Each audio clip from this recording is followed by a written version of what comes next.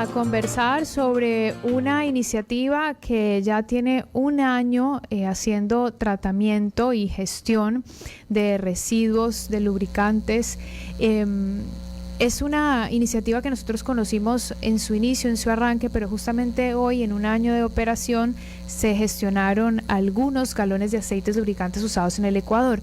Yo quisiera saber cuál es el impacto que produce, cuál ha sido el proceso que han pasado, que han vivido, y cuáles son también las proyecciones en este proyecto. Vamos a hablar con Valeria Naveda, ella es gerente de operaciones de Apel Recoil. Bienvenida, Valeria, qué gusto tenerte aquí en nuestro programa. Qué gusto volver a este programa. Como tú lo mencionas, estuvimos aquí justamente para el lanzamiento de esta iniciativa y para nosotros es muy grato que nos reciban ahora con buenas noticias para contarles a ustedes y a todos sus oyentes que Recoil, que es una organización sin fines de lucro que se ha creado para gestionar los aceites usados y envases vacíos a nivel nacional, que da cumplimiento al Acuerdo 042, justamente ha cumplido la meta del primer año de gestionar 4.1 millones de galones y envases vacíos a nivel nacional. Cuéntame un poco cuál era la meta de hace un año. A ver si estuvo, la meta del 2021 era de 4.1 millones de galones, que a este 2022 se incrementa a un poco más de 5 millones. Esperemos que, yo siempre digo y estoy segura que poco a poco, cuando la ciudadanía se vaya involucrando cada vez más, que más puntos de generación se vayan contagiando de hacer una buena gestión y dejar realmente una huella en el país, definitivamente vamos a empezar a superar las metas de una manera mucho más acelerada. Entendamos cuáles son los impactos de una mala disposición de estos residuos, Valeria. Uno de los más importantes que te puedo contar es el impacto que tiene de una gota de aceite que se puede regar en el agua, que justamente una gota puede contaminar más de 1.000 litros de agua. Y para mí es muy importante mencionarles que cerca de 30 millones de galones se colocan año a año en el país. Es decir, si solo una gota puede contaminar 1.000 litros de agua, ya se imaginan el impacto que tiene. Y hay otro impacto, Clara María, que muchas veces no se nos menciona, y es el impacto que tiene en la salud pública, porque muchas veces nos concentramos solo en la parte ambiental, y de hecho existen estudios a nivel nacional que se relaciona justamente el contenido del aceite lubricante en el agua como uno de los causantes de la desnutrición infantil. O sea, imagínate en algo que probablemente no lo relacionamos y tiene una incidencia bastante fuerte. Claro, es que todo está conectado. Digamos que si afecta al ambiente, directamente afecta a nuestra salud, de una u otra medida. Ahora, el dato que acabas igual de compartir es interesante y es alarmante, la cantidad de afectación que puede tener la mala disposición de los lubricantes y de los envases.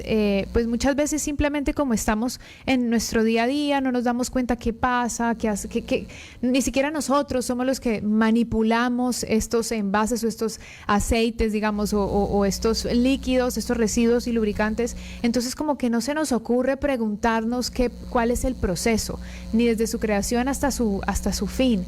Ustedes igual tienen una mirada muy circular. ¿Nos quieres contar sobre ese proceso?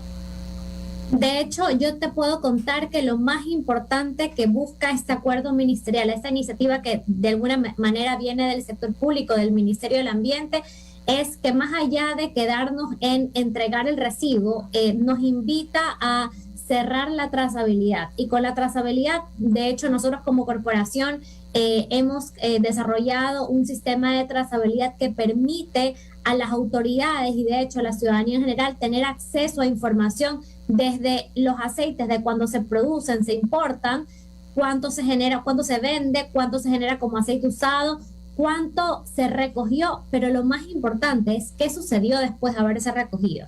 Y lo que tú mencionas es súper importante porque muchas veces, de hecho, nosotros mismos como ciudadanos de a pie, llevamos nuestro carro a una lubricadora, por ejemplo, lo dejamos, lo retiramos y hasta ahí quedó. Nunca nos involucramos ni preguntamos qué sucedió con ese aceite. Cuando yo dejé mi aceite y cambiaron mi aceite, hay un residuo peligroso que yo dejé en ese establecimiento. Entonces, si yo no me involucro en consultar al punto de generación, para mí un punto de generación puede ser una lubricadora, una industria, una hacienda que consuma aceites lubricantes, si yo no consulto qué pasó y no motivo a este punto, a esta lubricadora, a preguntarle a la persona que le recoge qué hace usted con el residuo, no hacemos nada. De hecho, hemos tenido muchísimos casos a nivel nacional cuando vamos contactando a todos estos actores, en los que efectivamente ya cuando realizan esa segunda pregunta se dan cuenta que al actor al que le han estado entregando probablemente no esté haciendo una buena disposición o un correcto aprovechamiento del residuo. Más allá de que el residuo se recoja o no, lo principal es a dónde lo estamos llevando. Y el principal problema en Ecuador es que el aceite usado se está aprovechando de forma inadecuada. De hecho, se utiliza mucho en estos hornos que no tienen permiso para utilizar este residuo como combustible.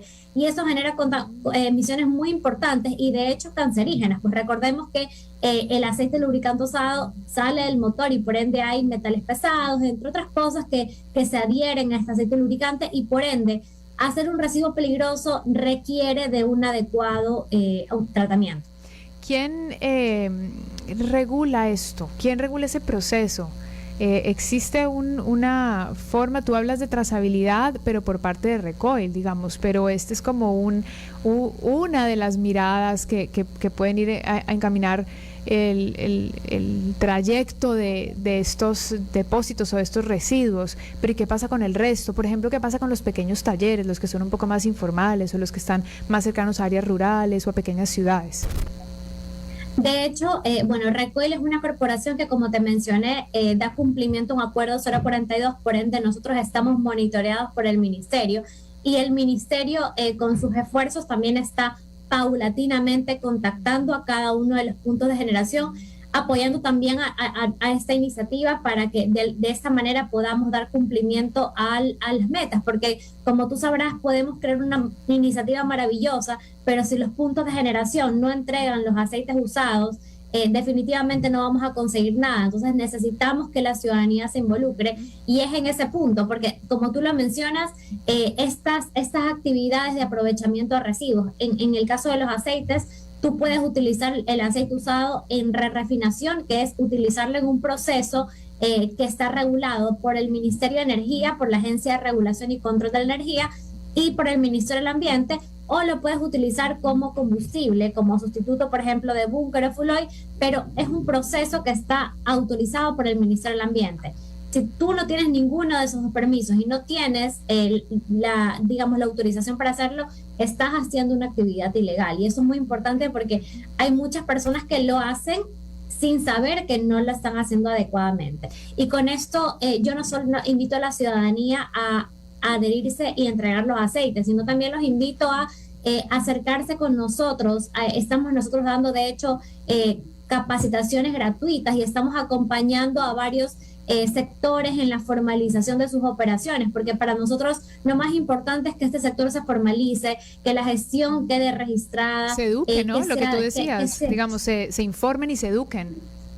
Efectivamente, y como te menciono, el hecho de que haya una corporación sin fines de lucro detrás de esto, sí da de alguna manera transparencia y confianza a los puntos de generación, que tengan toda la tranquilidad de que vamos a trabajar con ellos de la mano, que la capacitación y el acompañamiento es gratuito, que lo que nos interesa a nosotros es dar cumplimiento a este acuerdo 042. Cuéntame, ¿dónde las personas podrían comunicarse con ustedes si quieren más información? Tú hablabas de talleres gratuitos, de repente enterarse un poco más de la agenda de actividades de ustedes, vincularse, tener información. Seguramente hay alguien por ahí que está escuchando y dice, quiero y estoy interesado.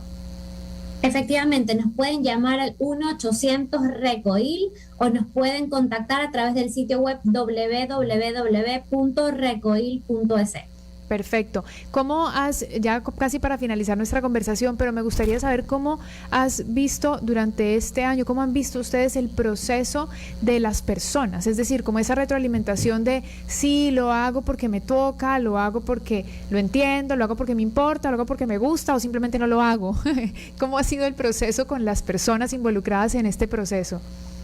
Te cuento que en el primer año del lanzamiento fue un poco cambiar el chip, ¿no? Cuando nosotros empezamos con esta iniciativa, de hecho, en las facturas de cada uno de los aceites lubricantes se factura 4 centavos por galón en la venta de aceites usados, y muchas empresas nos decían, pero ¿por qué ustedes desglosan, no? El ecovalor en las facturas? Y justamente en el momento que tú entiendes que nosotros desglosamos un ecovalor en la factura para dar transparencia a un proceso, para que la ciudadanía o la persona que coja el papel entienda que detrás del consumo de aceite lubricante debe haber una adecuada gestión, eso realmente nos ha permitido tener una llegada súper importante con la ciudadanía. De hecho, hemos tenido muy pocos casos, digamos, de personas que han requerido una mayor explicación. Hay muchas personas incorporándose a la iniciativa. De hecho, ya en el sistema de trazabilidad hay más de 5,000 puntos adheridos, y eso es algo bastante importante, porque aunque suene pequeño, porque definitivamente es un sector bastante importante,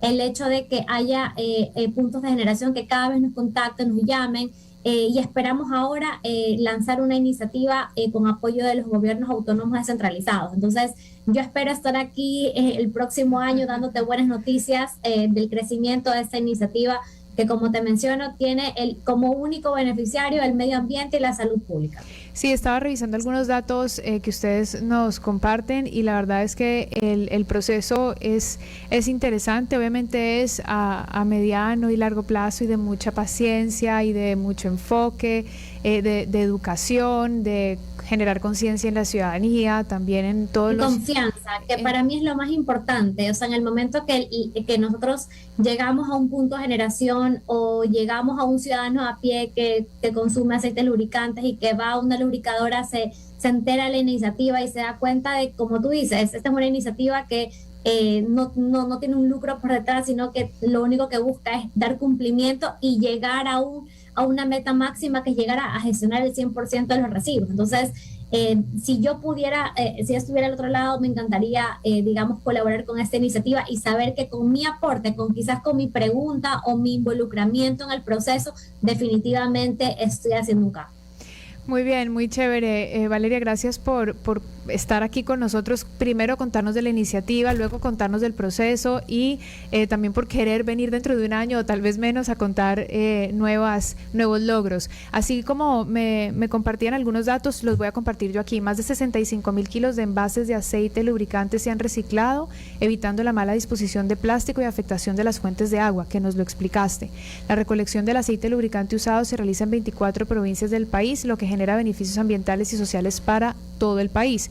Alrededor del 85% de los galones de lubricantes usados fueron reinsertados nuevamente a la economía mediante la refinación del aceite para producir base de lubricante, que también nos lo explicaste, y que se han realizado capacitaciones a diferentes gremios de transporte y gestores de transporte, que me parece uno de los datos más importantes. Así que, les estaremos haciendo el seguimiento, y espero que puedas volver al programa para contarnos qué pasa en un año más en Recoil.